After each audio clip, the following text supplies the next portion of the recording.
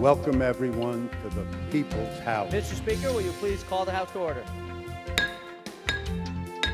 The bill is passed.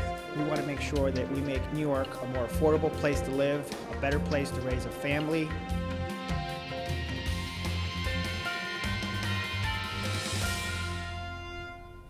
Welcome to Assembly Update. I am Assemblyman Angelo Santa Barbara, representing the 111th Assembly District, which includes Montgomery County, parts of Schenectady County, and parts of Albany County. Today we are going to be talking about the Interfaith Partnership for the Homeless, which is an organization based out of Amsterdam, and it serves all of Montgomery County and beyond. And we have joining us on the show Janine Robitaille, who is the Executive Director. Welcome to the show, Janine. Thank you very much. I want to thank you for being here. And I'd like to start off with a little bit about your background and how you got involved with the organization.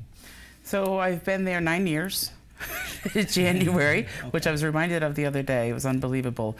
I had worked at with some homelessness in Saratoga County. I had then worked at Albany County Jail. I have kind of a human service kind of background.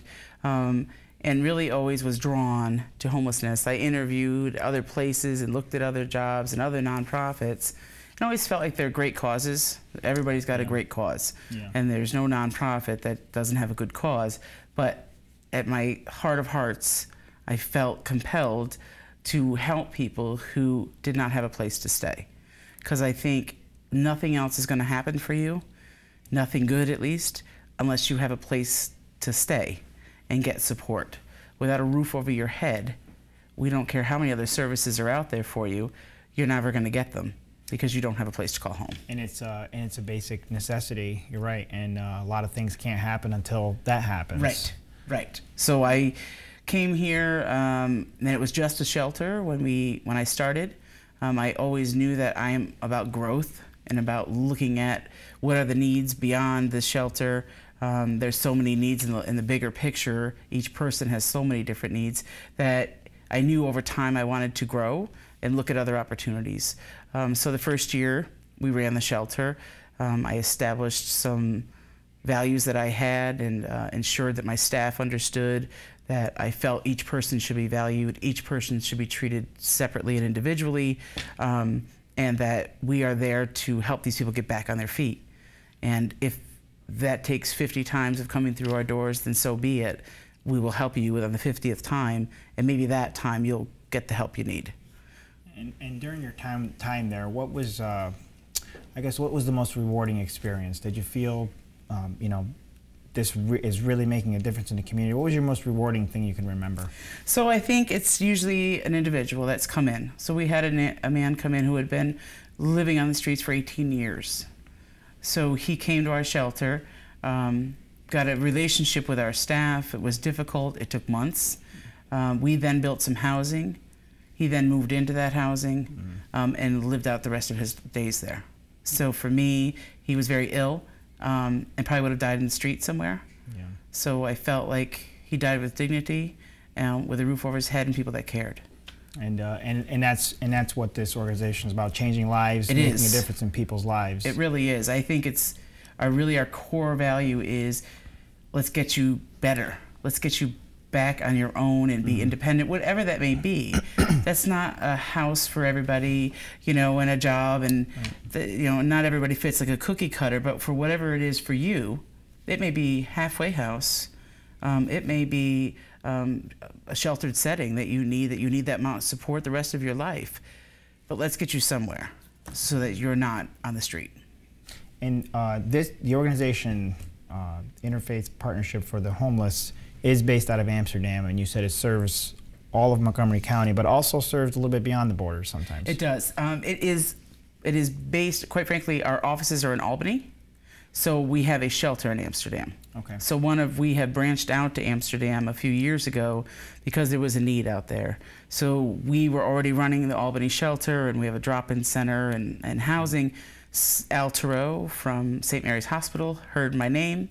Yeah. They felt there was a serious problem out there with Sister Danielle Benetti. They called me to come and help. And I came out to what I thought was consult for 2 hours, and 3-4 years later, I'm still there. There was just a very committed group of people, Department of Social Services, all the right people were at the table, and they were all saying, we have a problem, but we don't know what to do. And how do people, I guess, and I know winter months are a lot tougher than other times of the year. Is that the trend? Do you see that your services are needed greater need during the winter months? In Amsterdam, we are only open the shelter for the winter months, so it's a 6 months shelter. In Albany, just because the population is such different, that we are year round. And in our Albany shelter, the numbers stay the same year round. But in Amsterdam, we have found that in the winter months it's dire. So we open up the shelter from November through April, and then we rent out rooms to individuals, because we also have learned that single room occupancy, 1-bedroom apartments are hard to find in Amsterdam, so that people are, even if they're getting jobs and working, making minimum wage, can't afford. And there's not a lot of housing stock. So we rent these single room occupancy, which is basically rent a room, share a living space. And we have found we have 8 of those in the same building, that if I could build 50 of those, probably wouldn't be enough. And is that, and you've been there for We've been there a couple of years. We just bought the house, this is 2012. So that has only been in operation a year and a half, and we served, the first year at the shelter, we served 67 people. Of that was 8 families. And those are just in the 6 months of the shelter. In the single room occupancies, we've housed the same people for about a year and a half, and that's 8 people right there. And what are you finding is your biggest challenge? Transportation is difficult in that county. It's so vast, and there's just not a lot of public transportation, jobs, people, and affordable housing that is decent, that people can live in. I think those are all our stumbling blocks. So it's a large population there on public assistance. Of the whole county, I just heard 20% is on public assistance. But the Department of Social Services out there has really been a partner for us. We could not do without them. So they refer people to our shelter. They sometimes pay the monthly per diem rate for the people living in the SRO. So they've been a great resource for us, and just a great partner out there. And if, I guess the other question is, if people are in need, they can come to your location? Yes. Can they make a call? Is there a website? Is there other things? What's the best way? If people need shelter, they would either come to the shelter itself at 218 East Main Street. We then would have to call DSS on call if it's the off hours. The other side of it is to go to us. We'll get you a bus pass to get you out to DSS, because you have to go through their process to be able to get into the shelter. You can't, if you walk in off the street, we're going to have you go to DSS. Okay, so there's a process. There is a process. There is. Is there a number? What's the contact number that people can call? Contact number at the shelter is, okay. Hold on. You think I would know that off the top of my head? You said 218 Main Street. And East Main Street in the city of Amsterdam. Yes. And we'll get the contact number up. And is there a website people can get referred to? So as well? Interfaith Partnership for the Homeless we have our own website, and Amsterdam is in there. Okay. So it's Interfaith Partnership for the Homeless.com. Interfaith Partnership for the Homeless.com. Yes. And that number? The number for Amsterdam. Oh yeah. So I still got the wrong page. Oh, didn't I just see it? I said, oh yeah, there it is. Now the organization has been serving Montgomery County for several years now. Yes. And are there other offices besides the one on East Main Street? Not out in Montgomery County. I cannot find the number. I don't know what is. I feel like I'm on a. There it is. Okay. The number is 627-4649. Okay. And That's the people Amsterdam shelter. And if people call that number, is it available 24 It hours? is. Okay. It is. And that's nice to know. Yes. And people can make that call, find out what the process is. Yes. And you can refer them to where they need to go, what the next step is. Exactly. Okay. Exactly. And if people have questions, People certainly call. There's a staff there till 11 o'clock at night, from 9 o'clock in the morning. Yep. So there's always someone that could be able to answer your questions. If people want to volunteer, donate, all those things. No, that was my next question. Yep. This is a nonprofit, obviously, and if people want to make donations, they want to come in, they want to help out, who would they call that number? Yes. Would they come visit? Okay. I would suggest they call. Okay. And make an appointment or something. And is that are there volunteers in need right now? We're always looking for, it may be making a meal, it may not be when you think of volunteering, what you stereotypically think of, Yeah. but there certainly are opportunities. Sometimes people make meals and bring them in. Yeah. Sometimes someone might say, well, I'll come and, decorate the house for Easter, or, on a regular basis. Yeah. There's not a daily opportunity, but there are options. And there's monetary donations that people can make, but Sure. are there other donations people can make? We accept clothing on a very limited basis. Storage is limited, and we have, at full capacity, we have 8 people, so it's not a lot of. But we welcome those things. Right now, we have a running list on our website of things that we need currently. So things that we always need are cleaning supplies, coffee, the regular laundry detergent. We need dressers right now. It seems to be we ran out of dressers. I don't know how that happened. Well, it happens. It happens. They break, and things happen to them. Yeah. So we needed dressers, single bed linens, always those. So blankets and sheets and towels, all that's an ongoing. Yeah. Always can use. So people, if they want to volunteer, sometimes it's simply doing a drive. Right. Ask your friends. Yep. I want to volunteer, and I'm going to ask 10 of my friends to donate their older towels, gently used, and I'm going to bring them to the shelter. And a lot of these items are basic needs that people don't think about, but it can change the lives for many people. It can, because when people leave, we want to give them stuff to leave with. They've come with nothing, so we don't want to send them. If and when we find them housing, well, here's an empty apartment, go sit in it. So we try to help furnish. We try to help get them the things that they need, pots and pans, and all of that. And all this information, of course, on the website as well. And if there's drives coming up, people can participate in those. And they should certainly call Tyler. Tyler Rush at the shelter is the supervisor there, and he knows of the drives that are going on all the time. Great. And I know you mentioned transportation. Is there an opportunity for people to donate transportation?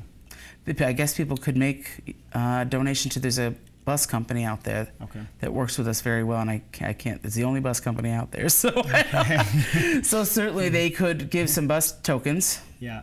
Would be a way to do it. Okay, we're going to talk about some of the programs that you have with the organization. We've been talking with Janine Robitaille, who's the Executive Director for Interfaith Partnership for the Homeless. When we return, we're going to talk about some of the programs and some of the other opportunities that the organization has to offer. Stay with us. Thanks for calling the GED Pep Talk Center. Jerry Stiller speaking. Your level 7 in-your-face pep talk. I can keep pushing. Believe me, I'm good at it. Once you've got your GED diploma, you'll feel so good about yourself. You tell him. Mr. Trejo, can I transfer this guy to you? He needs something a little more Persuasive. yes. Whatever motivation you need, we've got a pep talk for you. Get your GED pep talk and find free classes at yourged.org. Being a dad can be tough. No. What do you mean she's not coming? When's the fairy princess coming? Any minute now. But when you're willing to do anything... It is I, Cruz Zinkerbell. Okay, time for cake. It's always worth it. I know it's really you, Drew. I'm just pretending for the other kids. The smallest moments can have the biggest impact on a child's life. Take time to be a dad today. Call 877-4DAD-411 or visit fatherhood.gov.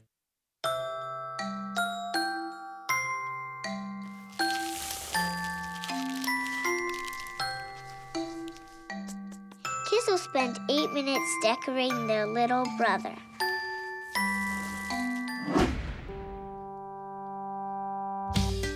Brushing for 2 minutes now can save your child from severe tooth pain later.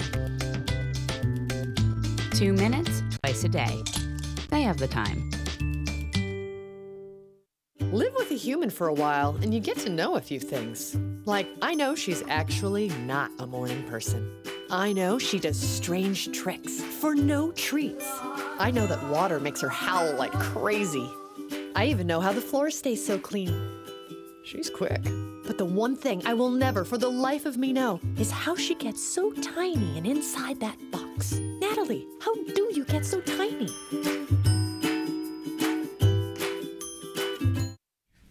Welcome back to Assembly Update. I am Assembly Member Angelo Santa Barbara. My district office in Amsterdam is at 1170 Riverfront Center, Amsterdam, New York, 12010. I can be reached by phone at that office at 518-843-0227.